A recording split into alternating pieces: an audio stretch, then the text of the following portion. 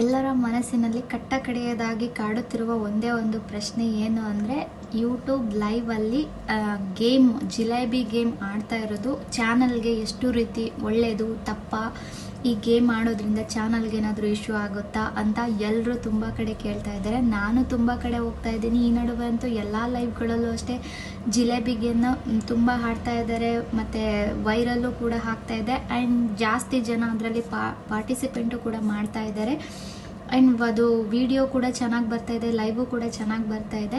But ನನಗೂ ಇದು game ಆಡೋದ್ರಿಂದ ಚಾನಲ್ಗೆ ಏನಾದರೂ ಇಶ್ಯೂ ಆಗುತ್ತೆ, ಮಾನಿಟೈಸೇಷನ್ ಟೈಮಲ್ಲಿ ಏನಾದರೂ ಇಶ್ಯೂ ಆಗುತ್ತೆ ಅಂತ ತುಂಬಾ ಡೌಟ್ ಇತ್ತು. ಸೊ ಎಲ್ಲ ಕಡೆ ರಿಸರ್ಚ್ನ ಮಾಡಿ ಇವತ್ತು ಈ ಜಿಲೇಬಿ ಗೇಮ್ ಬಗ್ಗೆ ನಿಮ್ಮ ಹತ್ರ ಮಾತಾಡಬೇಕು ಅಂತ ಈ ವಿಡಿಯೋನ ಮಾಡ್ತಾ ಇದ್ದೀನಿ. ಅದಕ್ಕೂ ಮುಂಚೆ ಯಾರ್ಯಾರೆಲ್ಲ ನನ್ನ ಚಾನಲ್ಗೆ ಸಬ್ಸ್ಕ್ರೈಬ್ ಆಗದಿರೋ ವೀಡಿಯೋಸ್ ನೋಡ್ತಾ ಇದ್ದೀರಾ, ದಯವಿಟ್ಟು ಸಬ್ಸ್ಕ್ರೈಬ್ ಮಾಡಿಕೊಂಡು ಪೂರ್ತಿ ವೀಡಿಯೋನ ಎಲ್ಲ ಸ್ಕಿಪ್ ಮಾಡ್ದಿರೋ ವೀಡಿಯೋನ ನೋಡಿದ್ರೆ ವೀಡಿಯೋದಲ್ಲಿ ಏನಿರುತ್ತೆ ಅಂತ ನಿಮಗೆ ಅರ್ಥ ಆಗುತ್ತೆ. ಐ ನೋ ಸ್ವಲ್ಪ ಆದರೂ ಯೂಸ್ ಆಗೇ ಆಗುತ್ತೆ ಪೂರ್ತಿ ವೀಡಿಯೋನ ನೋಡಿದ್ರೆ. ಎಲ್ಲರೂ ಒಂದು ಲೈಕ್ ಮಾಡಿ, ಒಂದು ಕಮೆಂಟ್ ಮಾಡಿ. ಹೈಪ್ ಆಪ್ಷನ್ಸ್ ಇರುತ್ತೆ, ಹೈಪ್ ಮಾಡಿ ಸಪೋರ್ಟ್ ಮಾಡಿ. ಹೈಪ್ ಮಾಡೋದ್ರಿಂದ ಚಾನಲ್ಲು ವೀಡಿಯೋಸು ಸ್ವಲ್ಪ ಜಾಸ್ತಿ ಜನಕ್ಕೆ ರೀಚ್ ಆಗುತ್ತೆ. ಓಕೆ, ಇವತ್ತಿನ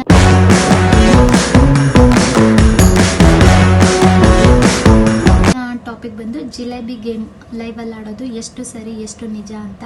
ಇನ್ನು ಯೂಟ್ಯೂಬ್ ಲೈವಲ್ಲಿ ಜಿಲೇಬಿ ಗೇಮ್ ಏನು ಆಡ್ತಾರೆ ಫಸ್ಟು ಅದನ್ನು ತಿಳ್ಕೊಳ್ಳೋಣ. ಇವಾಗ ನಾರ್ಮಲ್ ಆಗಿ ನಾವು ಲೈವ್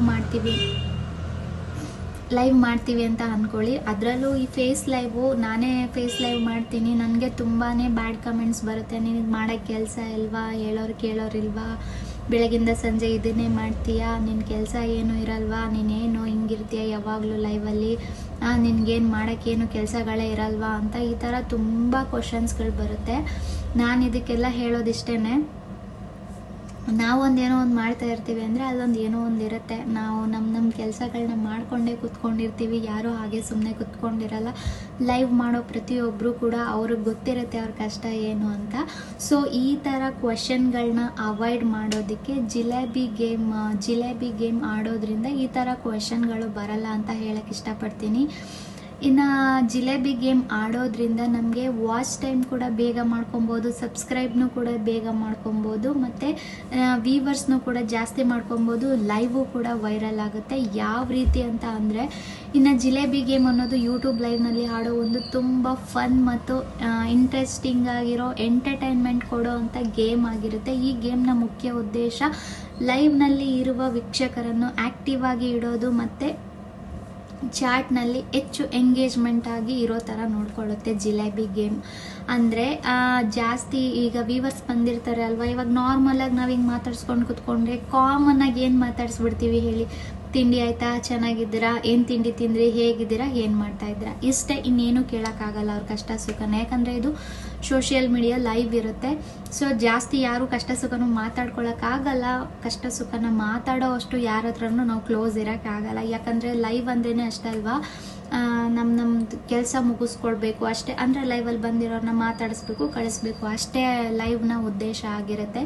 ಬಟ್ ಈ ಜಿಲೇಬಿ ಗೇಮ್ ಆಡೋದ್ರಿಂದ ಬರೋ ವ್ಯೂವರ್ಸ್ಗೆ ಸ್ವಲ್ಪನೂ ಬೇಜಾರಾಗಲ್ಲ. ಅಂದರೆ ನಾವು ಮಾತಾಡೋದನ್ನು ಮಾತಾಡ್ಕೊಳ್ತಾ ಇರ್ತೀವಿ, ಅಲ್ಲಿ ಲೈವಲ್ಲಿ ಗೇಮ್ ಕೂಡ ಇರುತ್ತೆ, ಏನೋ ಒಂದು ಪ್ರಶ್ನೆಗಳಿರುತ್ತೆ, ಅದಕ್ಕೆ ಉತ್ತರ ಹೇಳೋದು, ಈ ಥರ ಆ ಥರ ಇದರಲ್ಲಿ ಲೈವಲ್ಲಿರೋ ವ್ಯೂವರ್ಸ್ ಎಲ್ಲ ಆ್ಯಕ್ಟಿವ್ ಆಗಿರ್ತಾರೆ. ಮತ್ತು ಲೈವ್ ಚಾಟು ಕೂಡ ಜಾಸ್ತಿ ಆಗುತ್ತೆ, ಮತ್ತು ಚಾಟ್ ರೀಡಿಂಗ್ ಕೂಡ ಜಾಸ್ತಿ ಆಗುತ್ತೆ ಜಿಲೇಬಿ ಗೇಮ್ ಆಡೋದ್ರಿಂದ.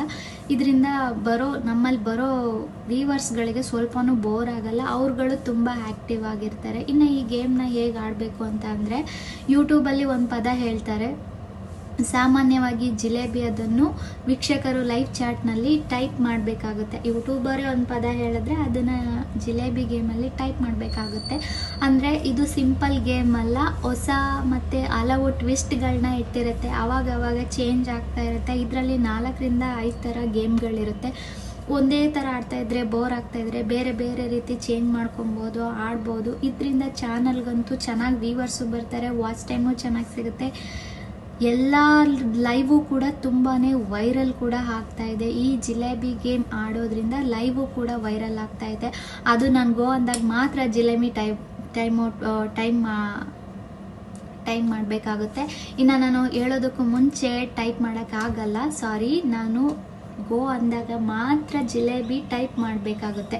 ಅಂದರೆ ನಾನು ಹೇಳ್ದಿರನೇ ಅದು ಟೈಪ್ ಮಾಡೋಕ್ಕಾಗಲ್ಲ, ಯಾಕಂದರೆ ಅದ್ರ ಹ್ಯಾಂಡ್ ಓವರ್ ಫುಲ್ ನಮ್ಮ ಕೈಲೇ ಇರುತ್ತೆ ಅಲ್ವಾ. ಹಾಗಾಗಿ ನಾನು ಹೇಳೋದಕ್ಕೆ ಮುಂಚೆ ಟೈಪ್ ಮಾಡಿದ್ರೆ ಅವರು ಔಟ್ ಆಗ್ತಾರೆ. ಮತ್ತು ಜಿಲೇಬಿ ಟೈಪ್ ಮಾಡಬೇಡಿ ಅಂತ ಹೇಳಿದ್ರೆ ಯಾರಾದರೂ ಟೈಪ್ ಮಾಡಿದ್ರೆ ಅವರು ಔಟ್ ಆಗಿಬಿಡ್ತಾರೆ.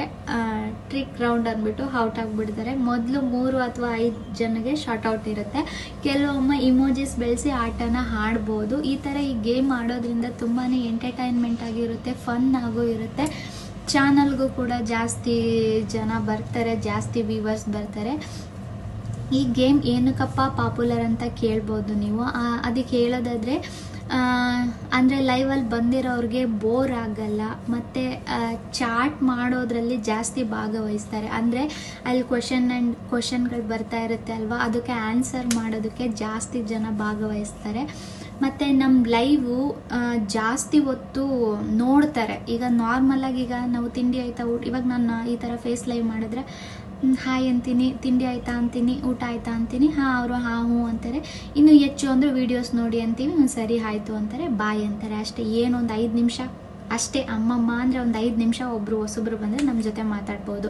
ಇನ್ನು ರೆಗ್ಯುಲರಾಗಿ ಸಪೋರ್ಟ್ ಮಾಡೋರು ಅಂದರೆ ಒಂದು ಸ್ವಲ್ಪ ಹೊತ್ತು ಇರ್ತಾರೆ. ಅದು ಕೆಲವರು ಕಮಿಟ್ಮೆಂಟ್ ಮಾಡ್ಕೊತಾರೆ, ನಾನು ನಿನ್ನ ಹತ್ರ 20 ಮಿನಿಟ್ಸ್ ಬಂದು ನಿನ್ನ ಲೈವಲ್ಲಿ ಸಪೋರ್ಟ್ ಮಾಡ್ತೀನಿ, ನೀನು ನನ್ನ ಲೈವಲ್ಲಿ ಬಂದು 20 ಮಿನಿಟ್ಸ್ ಮಾಡು ಅಂತ. ಈ ಥರ ಲೈವು ಯಾರೂ ಕಮಿಟ್ಮೆಂಟ್ ಆಗಬಾರ್ದು, ನಾನು ಬಂದು ನಿಂಗೆ ಸಪೋರ್ಟ್ ಮಾಡ್ತೀನಿ, ನೀನು ಬಂದು ಸಪೋರ್ಟ್ ಮಾಡು ಅಂತ. ಎಲ್ಲದೂ ಜೆನ್ಯೂನ್ ಆಗೇ ಇರಬೇಕು. ಜೆನ್ಯೂನ್ ಅಂದರೆ ಏನು ಮಾಡೋಕ್ಕಾಗಲ್ಲ, ಅದು ನಮ್ಮ ಲಕ್ ಇರುತ್ತೆ. ಲೈವು ವೈರಲ್ ಆದರೆ ಆಟೋಮೆಟಿಕ್ ನಮಗೆ ವಾಚ್ ಟೈಮು, ಸಬ್ಸ್ಕ್ರೈಬು ಚೆನ್ನಾಗಿ ಸಿಗುತ್ತೆ. ಈ ಥರ ಕಮಿಟ್ಮೆಂಟ್ಗಳನ್ನ ಇಟ್ಕೊಂಡು ಯಾರು ಇವಾಗ ಕೆಲವರು ಬ್ಯುಸಿ ಇರ್ತಾರೆ, ಕೆಲವರು ಫ್ರೀ ಇರ್ತಾರೆ.